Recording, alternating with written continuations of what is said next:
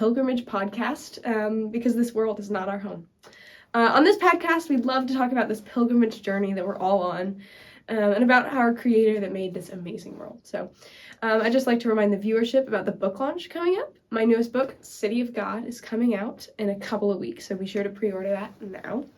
It'll be available on Scrolls, so the scribes have got a lot of those in the works right now, as well as your local audiobook readings. So go to your STOAs about midday for that.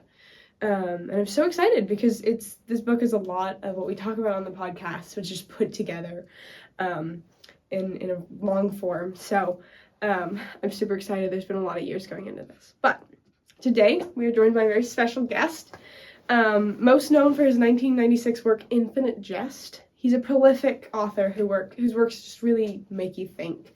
They make you question just so much about the world, so I'm a really big fan of his. Recently, he spoke at Antioch College for their commencement. He gave a just viral address titled "This is Water," which I'm sure a bunch of you have read by this point. So please welcome Mr. David Foster Wallace. Thank you. I'm so glad to be here, and congrats on the book launch. Thank you. I'm so excited. So today I thought it would be super interesting to talk about Hillsdale College. They're a liberal arts college, similar to the one you just spoke at. They've been in the news just a lot lately, and they always talk about how their core curriculum makes them distinct. So I don't know if you've heard about that. Yeah, I've definitely seen their ads everywhere. I'm definitely a fan of the liberal arts idea. You probably saw in that speech I gave and mentioned the ability to choose what to think is such a skill. I just so appreciate that Hillsdale is making students learn how to do that. Getting out of the everyday grind is to see a world bigger than yourself is just so valuable. Yeah. I totally agree with that. Seeing a world outside of myself, just from my story, was just so important. I don't know if you've read Confessions, but I talk a lot about that. Seeing that all of it's part of a bigger picture is just vital. But do you think that Hillsdale's core actually drives people that way?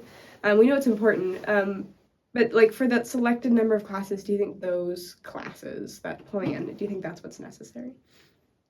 I think it's far less about the exact classes, like classical logic and rhetoric, for example, maybe not totally necessary for people to live a good life. And Hillsdale College is not the end-all be-all. But I think that overall Hillsdale does a really good job. It makes you learn about most subjects in a shallow level, but really well. And it helps you see other people.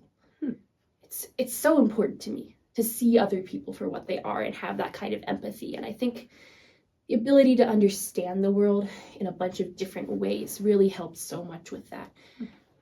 We see all these graduates from Hillsdale getting jobs like totally outside of their major and succeeding at them. And I really think that's a testament to the fact that they're conscious. They're not a slave to their own mind or to their own major or to their teachers or whatever. I think that's exactly what that kind of education is supposed to do for people. Interesting. Yeah, I would agree with that. But I would push back a little. Because all of it sort of has to be directed somewhere. I mean, I went through so much education. I taught what I learned after. I was paid pretty well for that too, because I went through all that education, but none of it like really let me escape my own mind and thinking that I'm the center of everything. I felt like I still lived there until I had a really spiritual transformation, which was not my own doing or my teacher's doing. But wouldn't you say that being taught to think would be super important how much of that is teaching students how to think, and how much of that we should be teaching students the truth, since that just seems important. Yeah, no, that's so interesting. My only pushback on that would be that you were taught what to think and then you chose to turn your desires elsewhere. And maybe that doesn't happen in college for everyone. But your education, that has helped you so much. And the more that you've learned, at least it seems to me, the more that you have been able to focus on the good rather than the bad.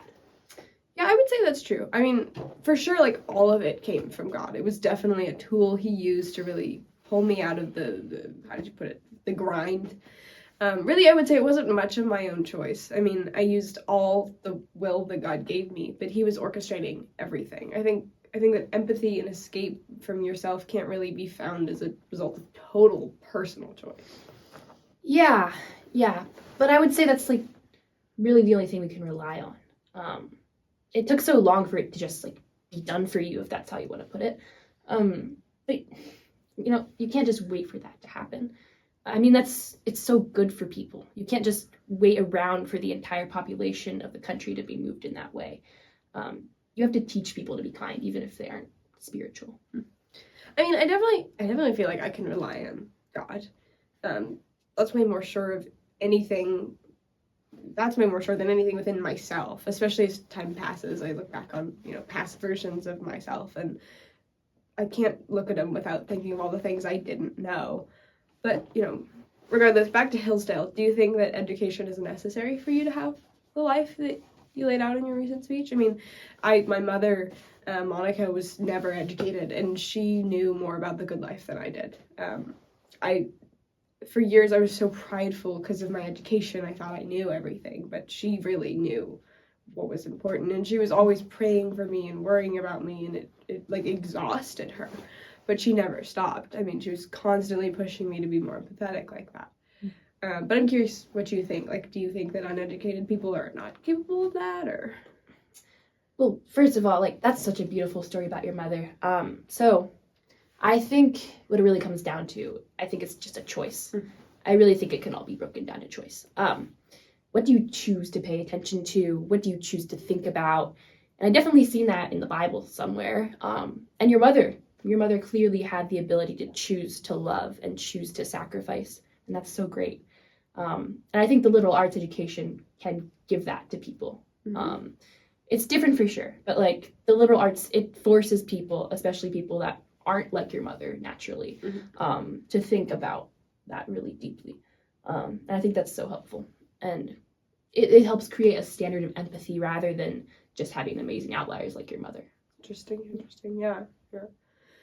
So switching gears for a minute, because we're running out of time. What books, texts, what things do you think are useful or vital really for this kind of liberal education? Yeah. I mean, I think all the normal stuff in liberal arts is good stuff. It's there for a reason. I think specifically what's important though are religious texts. Everybody worships something, I've definitely seen it in your confessions about how you never stopped worshiping something. Yeah. And you, like you say, you had to direct it somewhere that wouldn't drive you insane, which I think is so true. Like everybody needs that. I think that students, especially students in college, should explore and find something to worship that doesn't eat them from the inside, something outside of themselves. I think that's the most important thing.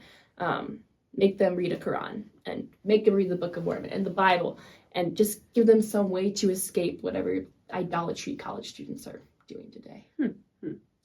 Yeah, I would say that was super formative for me, for sure. I mean, learning about Manichaeism really showed me that what wasn't true and exactly what I didn't want, and that drove me to further truth. So I don't totally disagree with that, but we shouldn't really be choosing religions. I think like we're at a buffet. I mean, there's one truth, and those of us that know that shouldn't be imparting other stuff. We shouldn't be distracting kids with mumbo jumbo when we know a way to the good life. I mean, that's what I think I would say. Yeah. No, I mean maybe. I mean, I don't think there's any way to know for sure. I'm not super religious personally. I just focus on what I do know and what we can control, rather than hoping we're not sending all our kids to hell. But I'm sure there's a world in which you're right, and I'm here for that. Okay. Well, okay, folks, we're out of time for today. Everyone leave a comment thanking Mr. Wallace for being here. We can't wait to see what you write next. Thank you so much for having me.